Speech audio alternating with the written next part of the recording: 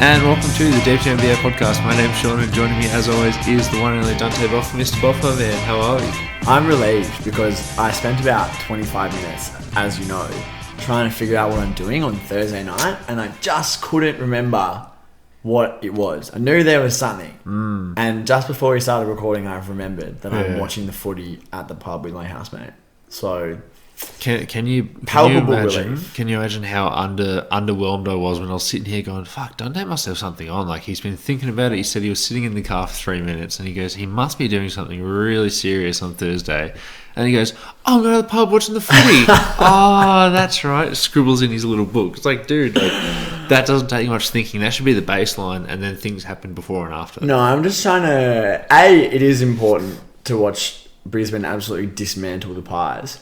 But I'm just trying to conceptualize what the rest of my week looks like, because I'm a busy person, got a lot of things going on. I need to know when's the footy, when I'm watching it, and sometimes things just slip the memory, and that fills me with a deep sense of dread that I like to avoid. So yeah, awesome. Well, I'll quickly pivot from that and change the topic to what I'm doing on Wednesday night, which is seeing David O'Doherty in the what's called Comedy Festival. Who's that? You know him. He's the comedian David O'Doherty. Doherty. Irish bloke. Yeah. But one of those Irish blokes that lives in Australia. Matt Doherty from Spurs. Sure. Wing back from Spurs. Those Spurs, not this bloke. Oh, that's going to come up on the mic. Nah, I never seen him before. He's like, he goes on Countdown. Looks like a poor man's Jim Owen. Yeah, well, he is. But Jim Owen's not playing this year. And I've seen Jim Owen like 3 out of the last 4 years. Yeah, you got a Jim Owen poster in the room. And Dad and I were like, it might be time to move on, son. Oh, no. As in, like, just expand your horizons. Just expand your horizons to a different Irish comedian. Yeah. But don't expand them too far. Don't expand them too far. But he sings this really nice skit, which you might like, about Grand Designs, where he just my God. I've recently started following No Context Grand Designs on Instagram. Welcome. Hilarious. It's so fucking funny. Yeah, it's pretty fucking off meta, and in that way I would say it's meta and more of a I'm done. But have you watched The Iron Chef? Nah, that's a cooking show though. Yeah, but you know how it used to be on SBS when you were little and it just gave you really like creepy vibes? Is it like a daytime cooking show? Yeah. Or like a MasterChef? Well, daytime / 9 p.m. onwards. They've just renewed it for another season, and then my mate at work was telling me about it. It actually sounds really, really funny, because these dudes get a random ingredient that they don't know about. You got like the master chef and then the chef, and they go up and they get this random ingredient like octopus, and they have to make as many dishes as they possibly can in an hour. So it could be like 5 entrees, 2 mains and stuff, and they just like going off, they're sweating, and it's like Japanese, so it's sort of filmed like an anime, and it's like super serious, and the dude's like cutting, and I swear they speed up the cutting skills as well, and then he's just like whisking as fast as he possibly can, the sweat dripping into the sauce. It's disgusting, but it's just like a montage of these dudes, and the commentators just always just constantly slagging off the challenger. That would be so good to watch stoned, just to sit down and watch like 4 or 5 episodes of that in a row whilst you're just munching on something. Yeah. Not that I know what being stoned is like. Read it in a book. But we are here for a reason, Mr. Boffman, my man, and we are here to finish off our over-under re-reviews, looking at who won the over-unders, who is the smartest basketball mind out of the deep two cognoscenti. No one told me to say that word, I just used it in a sentence. So so on brand. Let's kick it off with the first team, your 2019 NBA champions, the Utah Jazz. That's what we said about 30 episodes ago. You didn't say it. So their number was set at 52.5 wins. We both hit the over, and we were both wrong. They ended up with 49 wins. I remember sitting there thinking, well, of course the Utah Jazz are going to win heaps of games. This was actually, I think, by comparison to if you had extrapolated out their COVID number, this was 7 wins less than the year prior. So like, this team got 7 wins worse after doing nothing but adding Rudy Gay, and I really liked the addition of Rudy Gay. I thought he added an element of versatility, and he wasn't washed. Turns out neither of those things were happening. And I was listening to a pod the other day. Give me a shout if you've already heard this, because I actually can't remember what pod it was.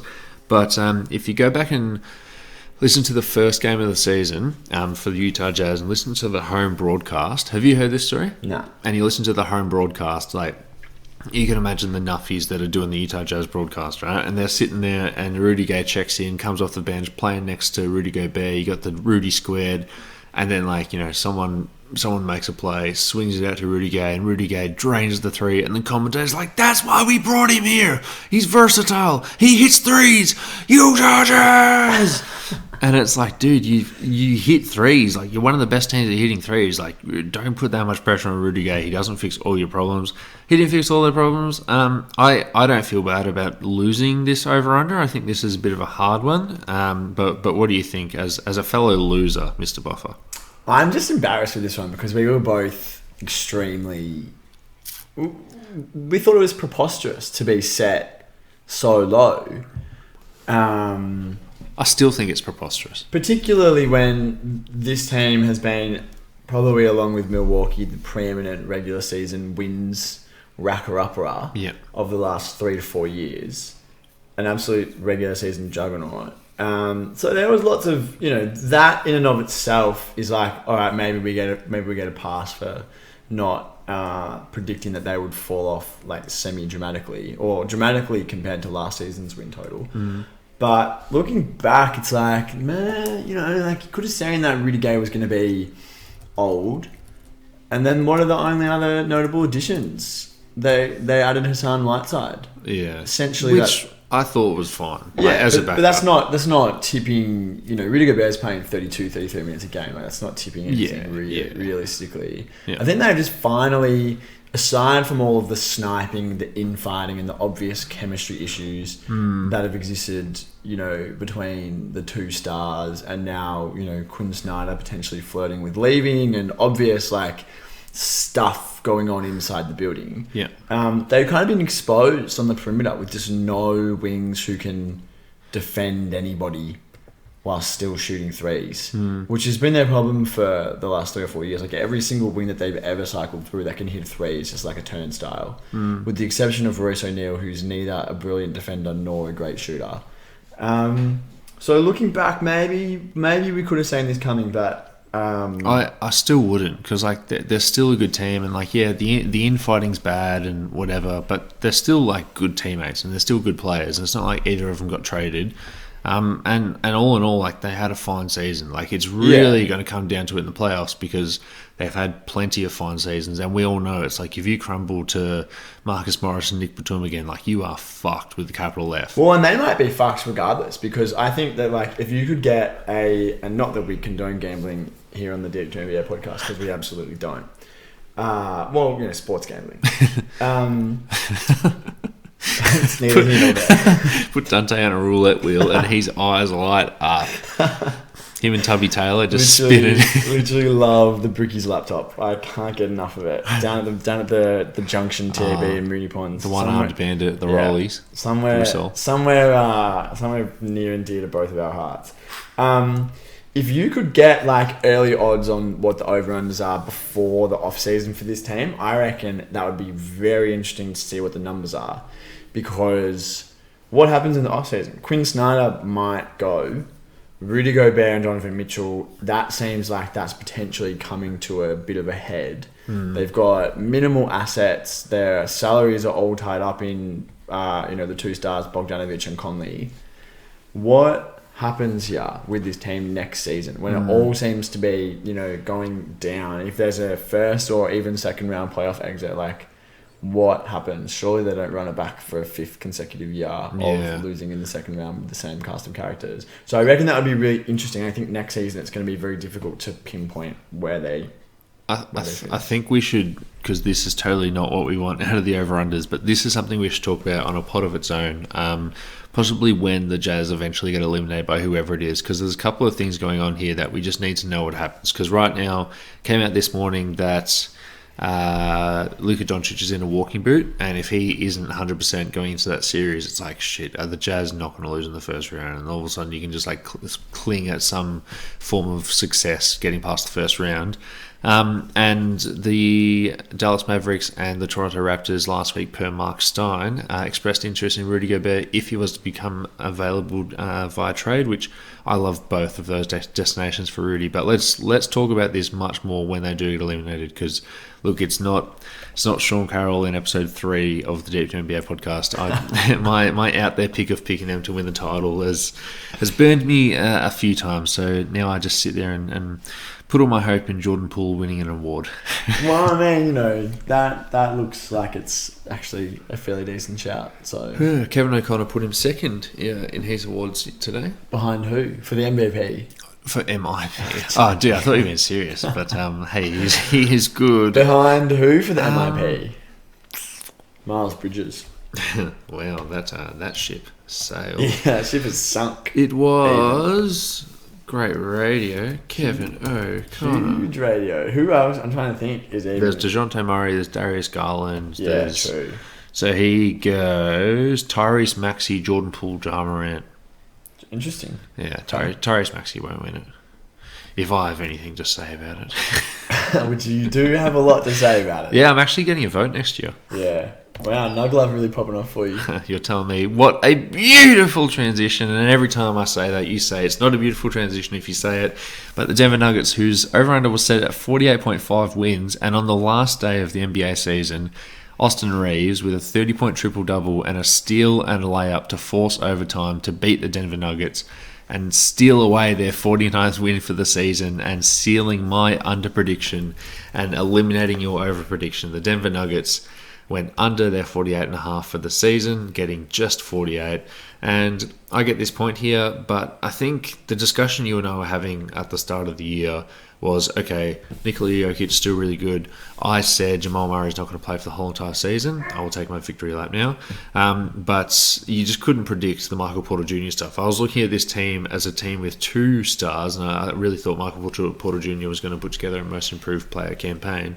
But that didn't work. He had major back issues and ended up having surgery in December. So we couldn't really expect this, but the fact that they got so close to this number when they were predicting 2 stars to be on the court and there was just one, like, credit to Nikola Jokic for pulling them up. Yeah, well, I mean, even outside of any statistical case, like that is essentially like the crux of the MVP debate for Jokic, which shouldn't really be an MVP because they essentially were as good as they were expected to be, with much more limited cast of characters. But, I mean, obviously we talked about it early in the season, how bad MPJ was when he was actually playing. He played 9 games and averaged like 9 points or something. So it's not like in the early season he was contributing and he was wiped out. And then he stopped, and there's no one really on the team who you look at and you're like, that's a really good role player. Like that. Monty Morris. Yeah, okay. Monty Morris and Gordon, but it's not like they're stacked with like, you're not looking at the Jay Greens and Bones Highlands turned it on in the but what do you mean good role player? Like what are you looking for? Well, players who you would say like in a season like this you can kind of play a little bit above your head. Yeah. Okay. And do a little bit more, and it's like, no, he's actually playing with like an average NBA roster and he's elevating them to just like unforeseen heights purely on the back of his own brilliance. The guys they do have in Jeff Green and Aaron Gordon and Monty Morris and Bones Highland, they are all going to play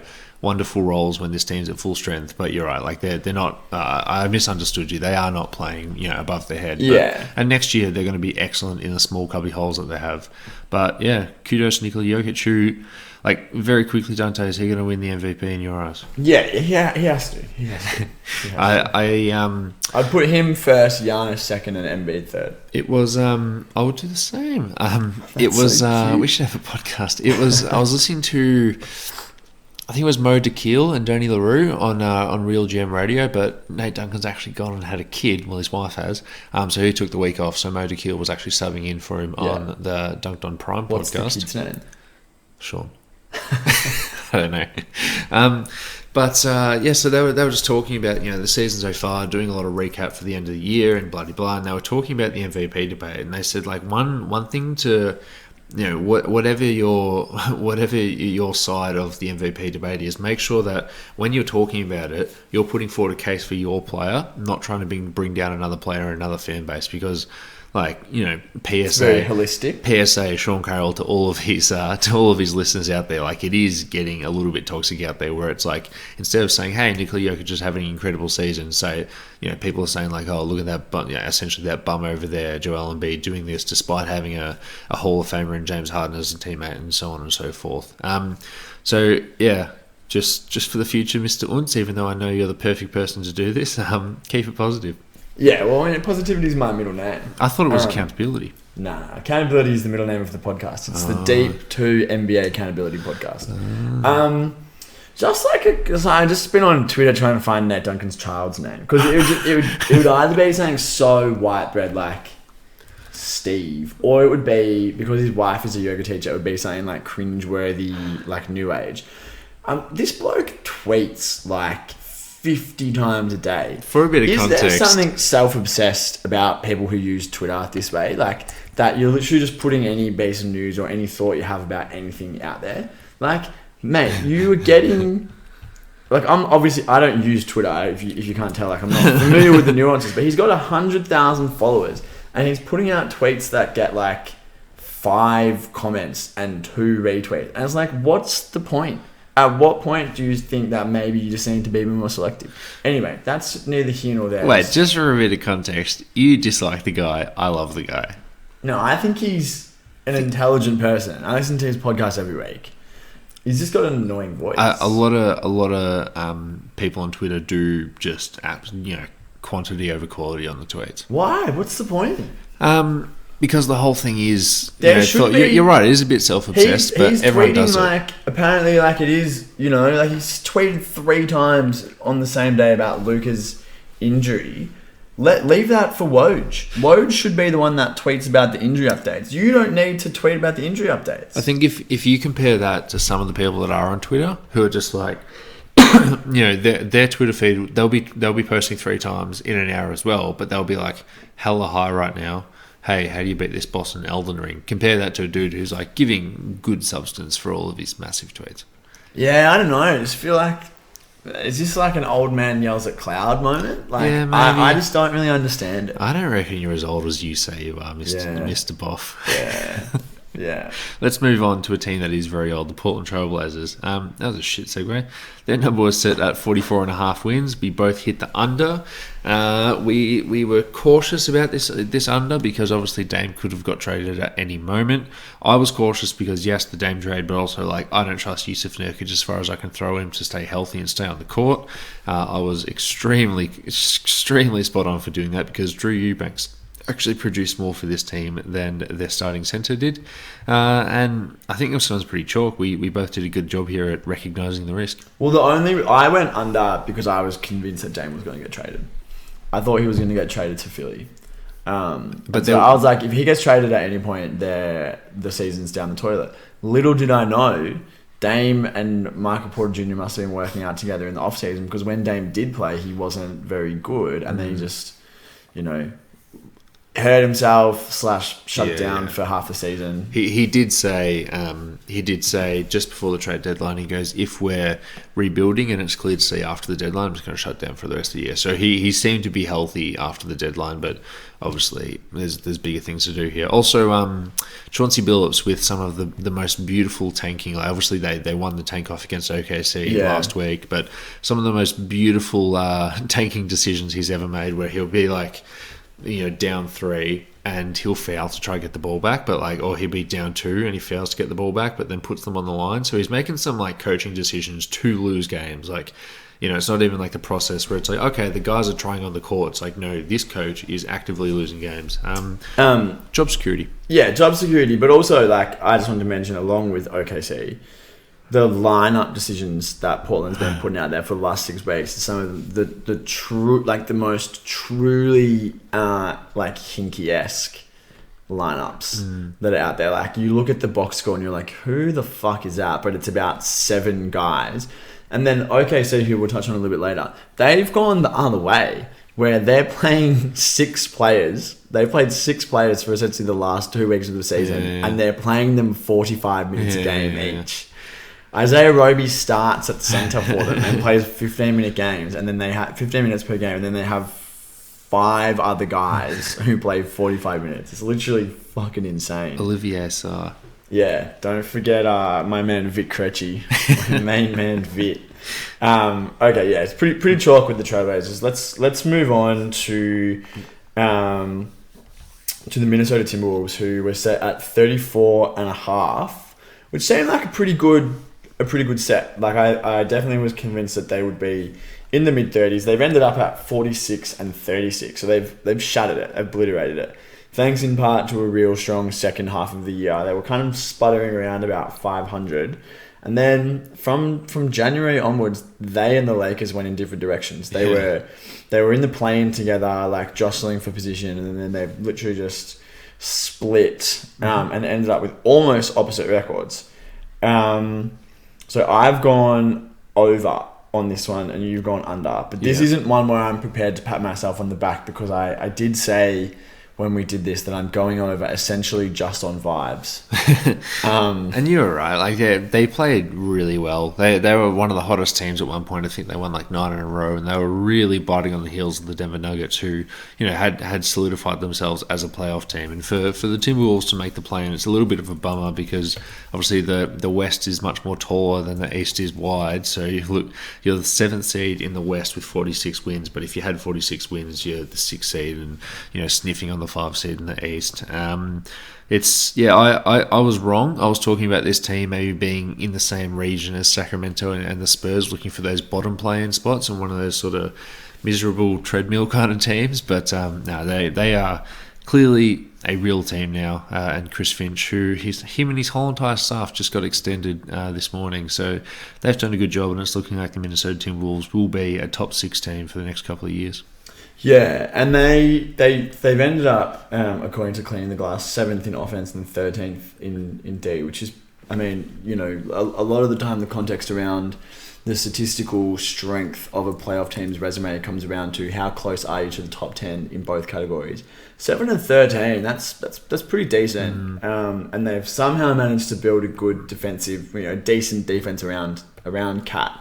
Essentially by surrounding him with long athletic defenders. Vanderbilt, McDaniels have been really, really good because they're just like weak side, help defending menaces. Yeah. And Beverly's been really good for them as a point of attack defender as well. And we kind of poo-pooed him a little bit, his addition, but he has actually been really also the fact that he tweeted Memphis, let's get this, and then he got traded a couple of hours later. Oh no, go Minnesota. Yeah. Like he's playing into it. Let's move on to the next team, the Oklahoma City Thunder. Did you have anything you wanted to add? No, just that I'm not looking forward to seeing Pat Bev in the playoffs. Like I've got to deal with thinking about Markieff Morris in the playoffs. I don't need Pat Bev in the playoffs as well. Well, we're going to go on the JVG NBA tribute show a couple of hours from now, an hour and 15 fucking minutes from now. Damn. Jeez. Nice Kylie's going to be working on that Audacity file. So we're going to be talking about the first round there. I'm going to predict that the Clippers beat the Timberwolves in the play-in, and the 2-7 matchup of the LA Clippers versus the Memphis Grizzlies will be very, very interesting. Yeah, definitely. Which would mean Pat Bev gets to push Chris Paul on the back again as well. Gets to push Chris Paul on the back? What do you mean? Remember last season? Yeah, I remember the push, but Chris Paul plays for the Suns, not the Clippers. Yeah, because that would push Pat Bev to the 8 seed. So that he plays. True. Yeah, I got you. All right, next team, Oklahoma City Thunder. Their number was set at 23.5 wins. Now, you went over, I went under. They ended up going under, but I can understand why you would go over because it was such a tiny time. I beg to differ. They went over. They went over. Oh, did they? They won 24 games. Oh, no. Oh, yeah. Ooh. Oh, yeah. no. We'll get that in post. Yeah. They tried really hard. They tried really hard to lose. I'll tell you the minutes loads of their players in their last game against the Clippers, which they lost by 50 points at home. So, Georgios Kalotzakis played 48 minutes. For those counting along at home, that's the entire game. That's the number of minutes that there are in the game. Jalen Horde played 45. Xavier Simpson played 40. My man Vitt played 40. Melvin Fraser played 43. And Isaiah Roby, who started at centre, had 16 points in 18 minutes before they said, nah. That's get out of too there. clean. It's too good. I have never heard of Xavier Simpson in my life. I've never heard of Jalen Horde, Georgios Kalatzakis. Jalen Horde was alright, mate, for their South Bay Lakers. Yeah. I've never heard of these blokes, and I've got a basketball podcast. Basketball podcast. Yeah, that's pretty shameless. And again, Mark Dagnall with the Thunder. What's his career record through 2 seasons? It's probably like 45 and 100. 45 and 120. Not particularly good. And he's in no danger of losing his job. At least he's at least he's not racking up the playoff losses, because sometimes your playoff record counts more, doesn't it? The one takeaway that I would say just from that the preview that we did, in October, is that I just said there's no way that this team can be as shameless in shutting down SGA as they were last year. Little did I know they actually could, and they could be even more shameless by shutting down Josh Giddey for 3 months. Don't stop there, man. They shut down Kenrich Williams. Yes. So I will not be making that mistake again by underestimating the shamelessness and commitment to the tank that they have in Oklahoma. Also, John Hollinger for The Athletic pointed this out, where he talks about the tank that OKC is doing, obviously just shamelessly shutting down SGA, and they shut down Josh Giddey, and his official reasoning was back soreness, and that is either incredibly untruthful or extremely worrying that he's got major back issues. And back issues that lingered for 3 months. The depth, the deep two. God, that's a mouthful. Anyways, I'm Marco, co-host of the Hey, Daniel Gafford, what's the name of our podcast? The JVG NBA Tribute Show. Wow, I can't believe it's that easy. Thanks, Gaff. You probably know us as 2 members of the 4-man weave plus Marco, but we know you as our next listener. Well said, Lucas. I gotta ask, how do we differ from the pack of basketball podcasts? It's a great question, Marco. You see, on our basketball podcast, we have 2 male co-hosts. Wow, truly groundbreaking. After this episode, stay on your favourite podcasting app and give us a spin. Moving on to the next team, the Los Angeles Lakers, whose number was set at 52.5 wins. They were going to make the playoffs. You and I both picked the over. I used the phrase fighting for the 1 seed. Did you really? Yeah, I did, yeah. Well, I mean, health. Like, if Anthony Davis doesn't go down. The crazy thing with this, just in terms of like retrospective, just to get the number out there, they finished with 33 wins, which is 20 less than what they would have needed to hit this. The whole conversation that we had all off season, and that the greater NBA community was having, was that they pretty much fucked everything up, and that they shouldn't have traded for Westbrook, that he wasn't going to be good, that the additions that they made were like low, the minimum additions that they made were like low ceiling old guys that probably weren't going to hit. And we were like, they pretty much done everything wrong and made themselves a worse team. But like, I think they'll probably be mid-50s. There's almost like a disconnect that we couldn't possibly conceive of terrible team construction having real consequences on the court. And then it appeared that they had real consequences on the court. And you talk about health, they wouldn't have been as bad had Davis not missed half a season, and LeBron missed 25 games. The only one of the big 3 that they didn't miss time was the one that they didn't want to play. You probably couldn't have seen Russ be this bad, but you could have seen Russ being bad. Like everyone, that's why we thought that this was going to happen. Yeah. There was a strange cognitive dissonance where it's like people, despite looking the facts in the face and acknowledging that those are the facts, still couldn't get to the decision that the facts would necessitate. Yeah. Someone do like a psychology dissertation on this. I get it, and if you and I had recognised that and looked at their absolute flaw before the start of the season, we might have said play in 7-8 seed.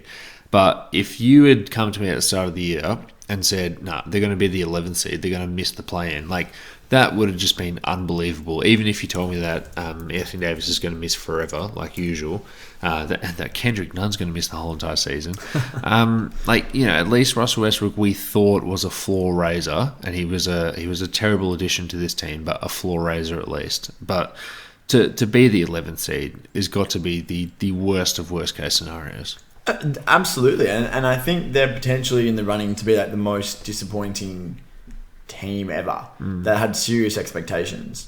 Even I'm casting my mind back now, what's a more disappointing team? Like the Nets of like 2013-14, at least they got to the playoffs.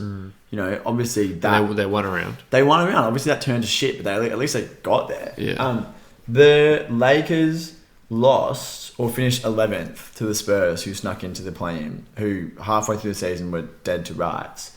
The top 5 minutes getters on the Spurs include Can Devin. I guess? Yeah, Devin. you can guess. On the Spurs. Yeah, on the I Spurs. think I meant Lakers. Spurs, Devin Vassell, DeJounte Murray, Jakob Poeltl, Keldon Johnson, and Someone who doesn't play for them anymore. Derek White. Yeah, so you've got the 5, but Jakob Poeltl is like a bang average NBA center. Devin Vassell Hold on. I had him as a dark horse for Defensive Player of the Year. No, well, he's for as good as he is defensively, he's still limited. Yeah. You can only play a certain way with him, and offensively, he's like he's a net average. Yeah. Like he's a good on role defense, man. he's good. Yeah, he's an average center. Look, I think that pushes him above average. we're Holy shit! Derail the podcast. We're splitting hairs. Devin Vassell is like a young guy who kind of hasn't put it all together. Derek White, we know what he is. He's like a good starter. Keldon Johnson, a good starter. DeJounte Murray, an all-star. That is a team that essentially, when assembled, you would look at that team and go, yeah, I reckon they could get 34 wins, which is what they've gone and done. And the Lakers, with 30 million all-star and all-NBA appearances between them, multiple MVPs, finals MVPs, couldn't even muster that. It's disgusting. Yeah, it is. We need to do some thinking next time we do the over-unders, because we talked about it. You just said it, cognitive dissonance. We talked about it. Just trust ourselves in what we're talking, because we're very smart people. Very smart. Now, as we get further and further into this podcast, I'm less and less convinced that I'm an intelligent basketball really? thinker. I thought you were going to go the other way with that. No, because... no, I've got a lot of green coming up. That's right. Oh, you smug bastard. I've only lost 3 out of the next 10. Well, we both know how this ends up, so you're awfully smug. The next team is the Phoenix Suns, whose number was set at 51.5. We both picked the over. We were worried about something which we've completely forgot to worry about, which is the fact that DeAndre Ayton didn't sign an extension before the start of the year. I remember mentioning that the only number 1 overall picks that hadn't signed an extension before entering their 4th year were Markelle Fultz and Anthony Bennett. But yeah, we both recognised that this team went to the finals. They're young enough to get better outside of Chris Paul, who is just who he is. This team's young enough to get better and might just be the new Utah Jazz. Maybe not with the playoff resume, but this might be the Utah Jazz just winning machine when it comes to the regular season. Yeah, could definitely be. We'll obviously have a somewhat artificial ceiling on the longevity of that, because we have to build in Chris Paul's death. Yeah, Fingers death crossed. essentially. But I don't really have anything to say about this. Like, we both just got it right. We both got it right. This team's fucking sick. I'm so excited to see them in the playoffs. I think that we're gonna win the championship. How's that for a lack of cautious optimism? I'm just being optimistic. Caution's thrown to the wind. I actually had a dream that you and I played each other in the conference finals, Golden State Warriors versus the Phoenix Suns. Go on, Dan. You got the whole squad laughing. Denver Nuggets. No, I thought you were gonna say like you and me, like we're on the court. Oh, I thought it was Denver Nuggets. I'm mass up against you on the wing, and I'm like calling for a clear out. Clear out high screen, let's go. Well, I had a dream, and I got really hot and heavy, hot and sweaty in the dream. Heavy is fucking sexual. That, Jordan Poole was like going out for a shot, and Chris Paul, after getting schooled like 5 times down the court by Jordan Poole, who's just swagging all over him, Chris Paul undercuts him, picks up his leg and snaps it, and I just get so fuming angry. Again, like every time I watch Chris Paul play basketball, yeah. And it sucks. Chris Paul would snap someone's leg in half with his bare hands as well. Like, he's the exact sort of asshole to do that. Yeah. Hey, you understand. And then I just look at you, and you're just like, well, that was actually, that was a dog play. And I just think to myself, like, damn it, he's on my side. I've got no outlet. I don't have a personification of human right next to me. It's too reasonable. That's a really nice segue into our next team, which is the Golden State Warriors, your second favorite team. Their over was set at 48.5. They've ended up with 53. After it looked for a long time this season that they were going to be a threat to hit 60, they've still smashed past it at 53. We've both gone over. Now, you went over in the moment. I've gone over on our mulligans, which we did approximately 3 weeks into the season, where we both got one that we could correct. And so I've gone over with the mulligan. So, it still counts as a point, but I'm willing to admit that there's not as much purity and honour in my over as yours. Yeah, like I said the Golden State Warriors are going to maybe get the 4 or 5 seed in the Western Conference, which would put them around 50 wins, 48 wins. I'm obviously being optimistic and not even cautious. I'm just way over the top optimistic when it comes to the Warriors. But look, we hit the high water mark. Obviously, we were the number 1 seed, and we seeded that number 1 seed and then the number 2 seed. But really, if you look at the preseason expectations, we wanted to get the 4-5 seed. We wanted home court in the first round, and we've been able to get home court for more than the first round with the third seed. That's not how it works. I'm proud of the lads. Gutsy performance, gutsy season, especially given the All time. credit to the boys. Especially given the time that Stephen Curry has missed. It's just. If you knew where Clay is right now, what, after scoring 35 you, plus points for the 3 past games? If you knew in October that he would be this healthy, this playing at the level that he's currently playing at, like, are you happy with that? Like, is that a success? Is that a win? If I'd known in October. Well, maybe it's unnecessarily abstract. If you knew now, which you do, knowing now what you know currently, is this a win for Clay's performance this season? Going into the off season, are you like, this is as good as it can get? Like, he's ready to go, or do you still have, like, he's working his way back? Do you still have reservations? Talk to me. So when I went on the Download NBA podcast with Will Conkin and Don Yang, I said I was a little bit, because I think we had just seen the Klay Thompson return game, and he was forcing it a lot in the first month or two since he came back, and he was very much, it was like he was making up for lost time. It's like, okay, Klay obviously hasn't played in forever, volume shooter, but a guy who only ever took shots in the flow of the game. The only time he didn't, he scores 39 and a quarter or scores 61 in 30 seconds. So, like, he's very much in the flow of the game, and he was taking shots that weren't in the flow of the game. He was taking, 5 dribble post-ups where he's had to post up the guy, and then he's taking some contested fader over him. And the whole time this is going on, he actually hadn't played a single sec ball. He had played 7 seconds with Draymond Green to that point, and he still only played, less than 30 minutes with Draymond Green this season. And I was a bit like, holy shit, has there just been this mentality change for a guy who, is a bit of a wackadoo guy in Klay Thompson mentally, in terms of just being a fun guy that, just doesn't conform with the rest of society as a superstar, but a guy who, he knows that he can just take any shot and he's the best shooter in the whole entire world. A guy who has been out of the game for 2 years, and he's obviously spoken about the struggles that he had mentally when he wasn't in the game and wanting to, play and win games and stuff. So has he just come back and gone, okay, I need to change who I am as a player, and I need to jack up all these shots. And I was a bit worried about that, but in this past week, in the past 2 weeks, and the whole resurgence against the Utah Jazz to come back from down 19, he was taking shots in the flow of the offense. Luckily for the past 3 games, he's been incendiary, which is awesome. And obviously, everything's in the flow of the game when you're that hot. So I feel much better right now, to answer your question. But if you'd asked me this a month ago, I would be a bit like, okay, there's been a mentality change in Klay Thompson. I'm not sure. He's obviously not that guy defensively, and we've got Gary Payton, who is that guy defensively now. So you sort of have to make up with some of your parts there, as opposed to having the best 3-and-D role player. You've just got the best 3-point shooter and the best D on your team. But I feel so much better now. Just finishing that season so strong has been huge, and Yeah, if you'd asked me a month ago, I would say the Phoenix Suns will beat Golden State in the conference finals. Maybe we don't even get there. But I think it all started when we lost to you 2 weeks ago. Ever since then, I feel extremely confident that we can beat you in a 7-game series. Yeah, well, I also feel trepidatious that you can beat us in a 7-game series. Just a couple of stats, because obviously I like the Warriors. Steph Curry, who missed an entire month of basketball, leads the NBA in three-pointers. And Stephen Curry and Klay Thompson finished under 40% from three for the first time in 5 years. And now the only player in the NBA who is, however Charlie Cummings describes a volume three-point shooter, the only player to shoot over 40% for 5+ seasons on volume is Seth Curry. Runs in the family, you might say.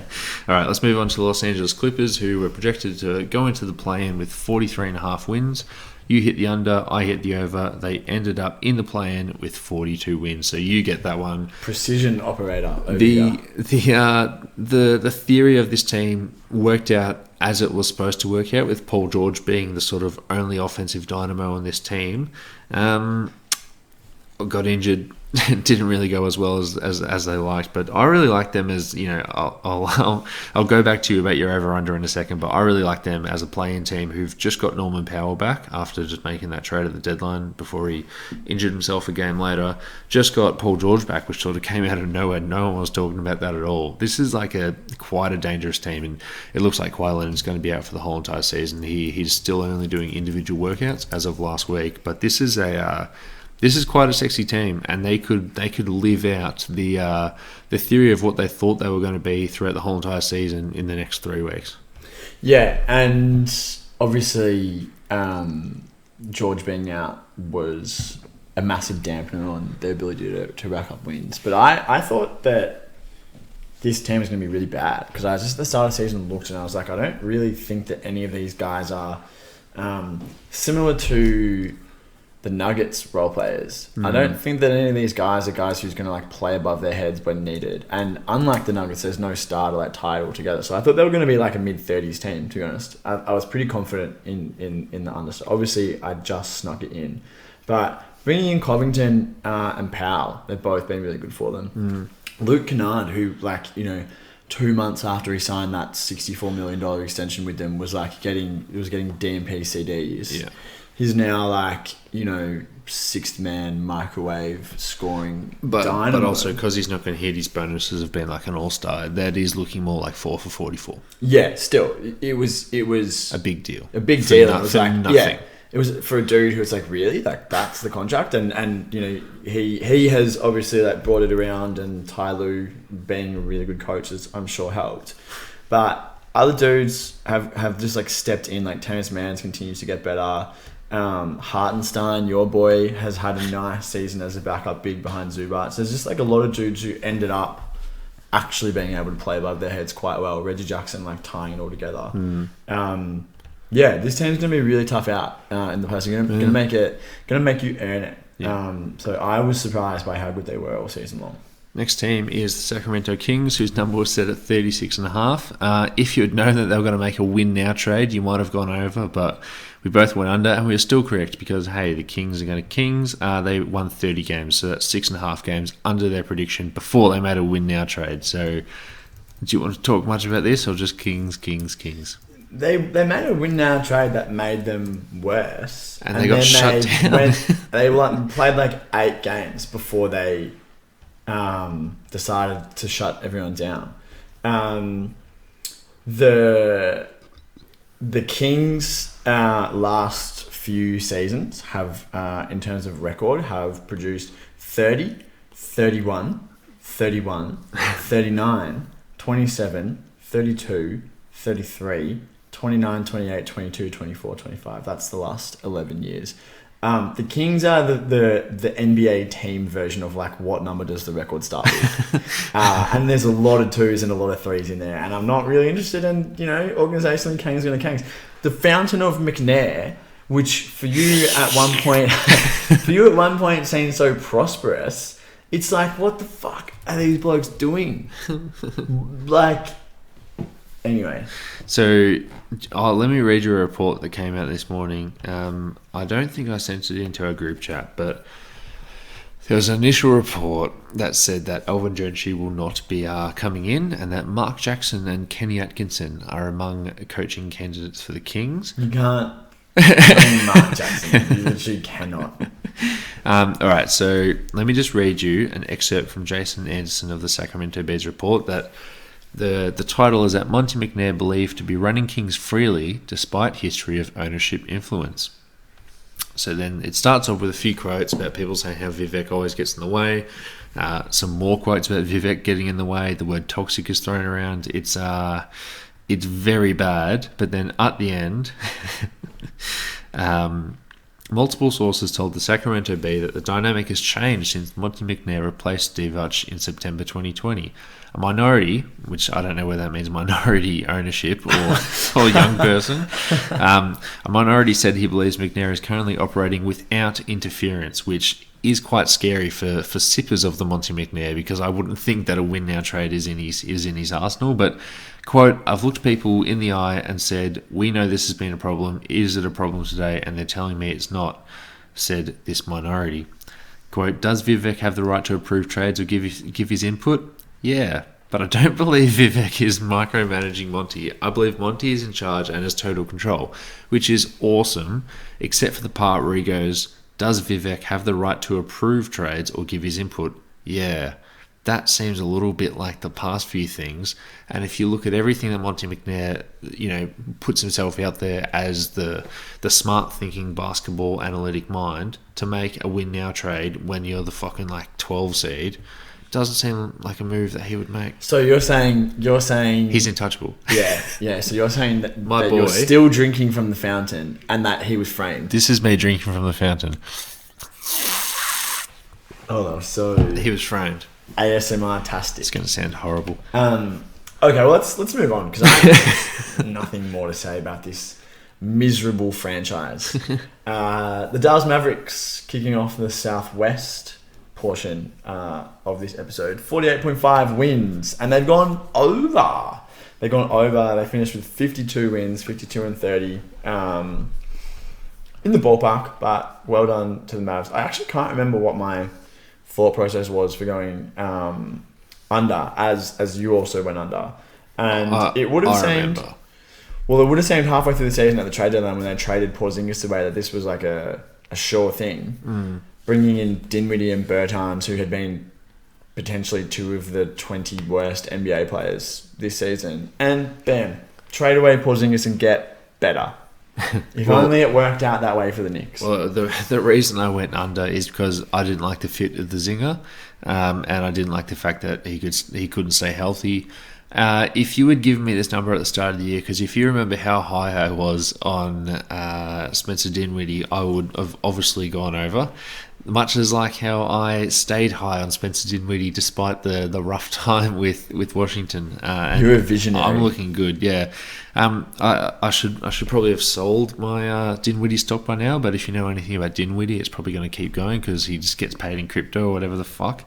But yeah, if you had told me Dinwiddie was going to start this team and you were going to have Dinwiddie instead of the Zinger, I actually would have gone over because I love the theory of this team. But yeah, I didn't like the Zinger there, and they were so much better after the deadline than they were before it that it knocked us both off this under the over-under line. Yeah. All right, let's move on to the Memphis Grizzlies, whose number was set at 41.5 wins. They were projected for the play-in. We both went over, but I know I only went slightly over. So I get the victory here and I get the point, but I don't feel great about it because they won 56 games, which, similar to the Lakers being 22 under, this is 15.5 over. So kudos to the Grizz for just getting better and better. And who knew a team with a heap of young players that's coached well are actually really good. Yeah, they blew past it. They finished last season just slightly above 500 and snuck into the 8th seed through the play-in. And this season was just like complete juggernaut. And again, another team that's, spent a lot of time this season, I think maybe like 25 games without Ja, and they were like 22-3 or something in that. So that's a coaching masterclass. And if Taylor Jenkins does end up winning Coach of the Year. I think it's well deserved. And as a Monty Williams Coach of the Year stan, I won't be salty. You should. Yeah, you Monty Williams needs a make-up for last year. Yeah, well, Monty Williams will get a chip, so that can be the make-up for last year. Fucking salt and vinegar chip. I actually froth salt and vinegar chips so much. My brother has COVID. Shout out to you, Louis, if you're listening. I'm going to go and buy him some salt and vinegar chips after this. Very nice. Maybe I can get something special for myself. Well, I got a bag of French fries in the... You got any TV snacks? Yeah. Just out of interest? No, yeah. I also got a sore tummy. It's weird. The next team is the New Orleans Pelicans, whose number was set at 39.5. I originally went over. You also went over. I used this as my one mulligan pick halfway through the year because Zion wasn't playing. We didn't know at the time. I went under, obviously got the under. Now they've snuck into the play-in, but they've snuck into the 9 seed with 36 wins. So only just missed this. You would hope that Zion Williamson being there would win you more than 4 games. So I can understand why we both picked over before the start of the season. Can you imagine if we get to like October and it's like Zion's not playing? Like the start of next season, he doesn't play in preseason. It's like load management, but then it's like opening night. Where is he? Can you imagine that scenario? Like, what is? Yeah, it's a broader conversation, but what is going on over there? Truly, what is going on with that man's health? Yeah, look after yourself, big fella. You got to get that foot right. The next team, the San Antonio Spurs, who were set at 29.5. They were projected for the lottery. You went under, I went over. So the magic number was 25 for Pop to get that winning record. And I think that whatever he did, he was going to get that number. It's actually looking like he might come back for a season next season. But don't do it, Pop. Whatever he did, he was going to get that number. And honestly, I can't remember why I picked them to go too much over because this is 5 wins over that number, and that is 10 wins over their Pop's magic number to get the all-time win record. Why did you go under? Because I kind of, similarly to looking at the Clippers roster, I was like, there's just not that many good NBA players on this roster. There's young dudes who haven't proven anything, who would need to break out in a major way to be a factor. None of them really did that. Yeah. There's bang average NBA role players. There's guys like DeJounte Murray or Derek White who, if you told me they'd had a leap in them, I would have been like, maybe.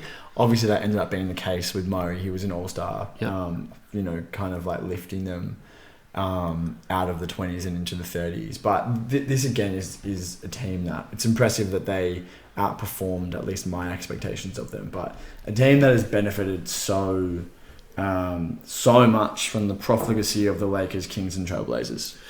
Teams that, at least at the start of the season, in the Kings and the Trailblazers cases, were trying to win. That's the beauty of the play-in, the curse of the play-in, is that it's just like teams that, for most of the season, didn't really actually show that much of an interest in being really good, or showed a complete inability to be really good, actually end up kind of like sneaking in. Yeah. So, if that sound too much like me being salty that I went under?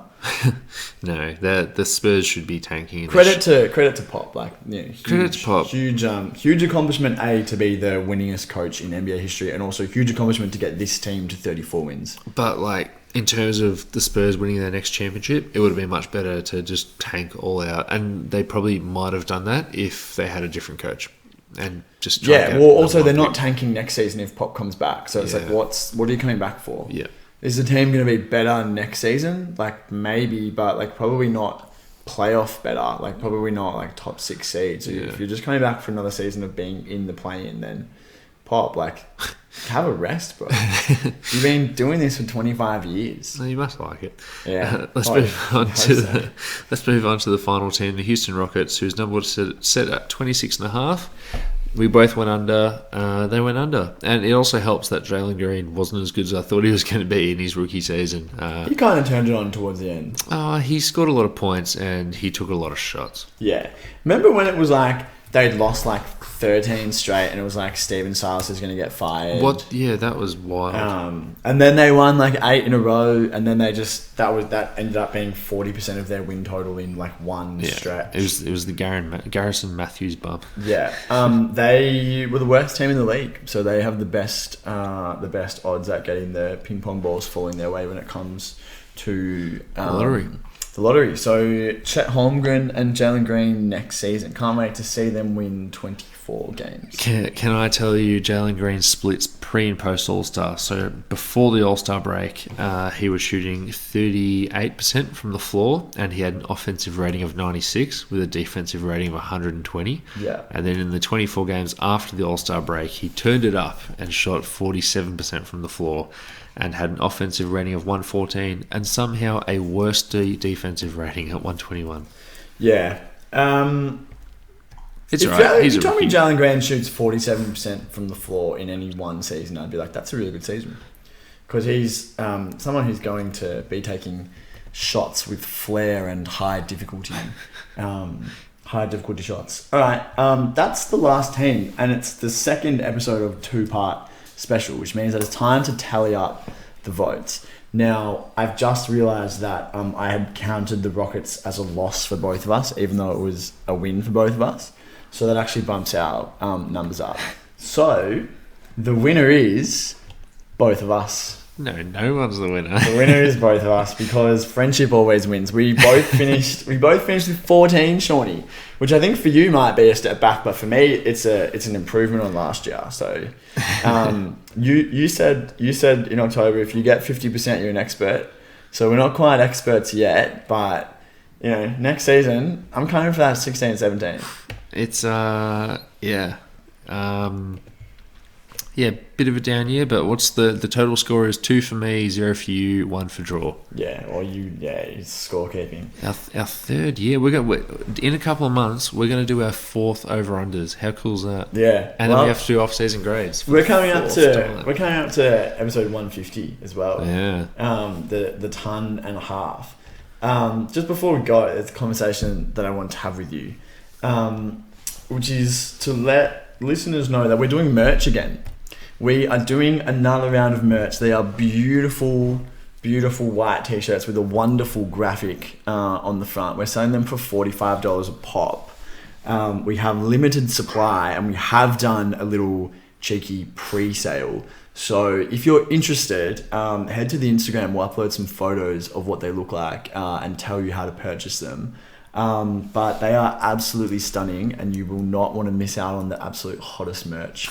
The hottest merch really since the JVG NBA Tribute Show did their hats. And before that, since the Deep Jam NBA podcast did their jumpers. So it's arguably top 3 hottest merch of the last 6 to 8 months. Can I just say, 7 minutes ago, Gary Payton II uploaded pictures of him on Instagram guarding the best players in the league. Is that what you're doing when I'm talking? You're on Gary Payton II's Instagram. Sick. No, I knew you had it. I knew you had this unlocked. Let me just... Yeah, I had it on lock.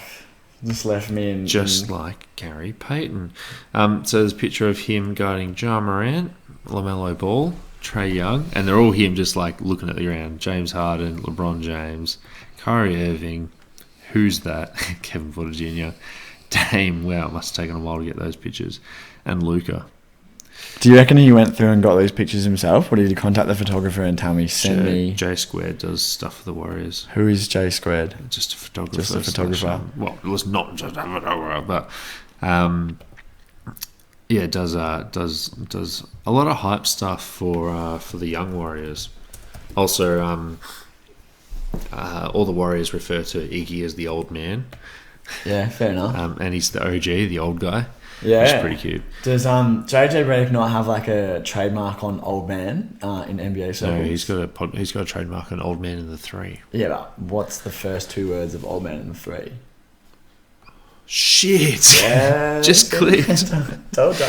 Illuminati. I told That's ya. such a shit joke. Fuck. Dave, don't be too hard on yourself. So that seems like a good place for us to leave it. Did you say we have shirts? I was doing something. I I'll speak to you next week. Oh I'll speak to you in 2 days. I'll speak to you in 45 minutes when we do the next podcast. Wow, we're grinding it out. We're grinding it out.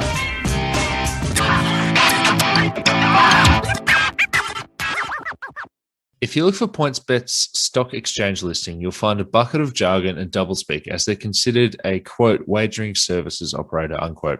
That's a corporate stretch for the colloquial friendly brogan or, hey, look, it's Chris Bosh kind of image they're sending off with their targeted advertising.